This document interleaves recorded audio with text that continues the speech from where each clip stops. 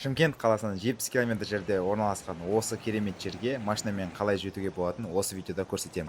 Ал ол керемет жерге мынау жаңадан шыққан Соуис 09 пен барамыз. Кеттік. Ең алдымен қаладан Бозарық жақтан шығып, Қасымбек Датқа ауылына қарай жүреміз. Теспе, Құтарыс, Жыланды ауылдарынан өтіп, Боролдай ауылына келеміз. Так, жетем дегенше осы көлік жайлы айтып кетейін. Бұл Соуис S09 семейный 7 орындық кроссовер, асты биік, моторы турбина, 2 куб, 254 аттың күші бар, и крутящий момент 390. Тартысы өте жақсы и өте комфортный. 3 ряд сиденье бар, спокойно 7 адам отырып, отбасымен бір жерге сыртқа, қаланың сыртынан шықсаңыз болады. Қазір біз соны істейін деп жатырмыз, қаланың сыртына шығамыз, жаман жолдармен жүреміз. Асты биік, 190 мм, яғни 19 сантиметр. Біраз жерлермен жүруге болады. Как раз бүгін жүреміз, көресіздер. Керемет жерге барамыз.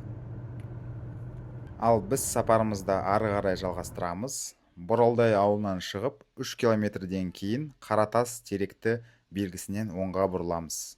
60 километр асфальт жолмен жүріп, Теректі ауылының ішінде Тұттыбұлақ деген белгіден солға бұрыламыз.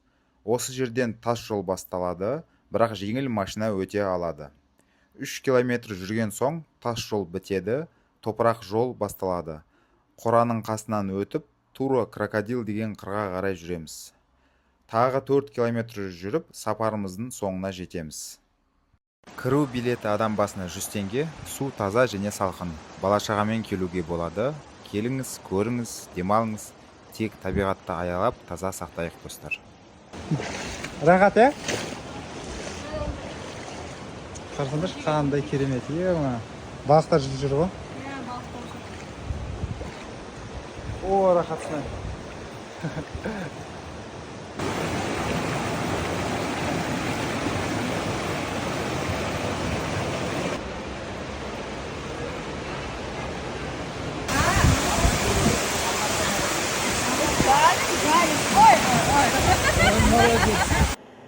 Достар, міне Тұттыбұлақ сарқырамасының тұсына кеп қалдық. Осы жерде парковка.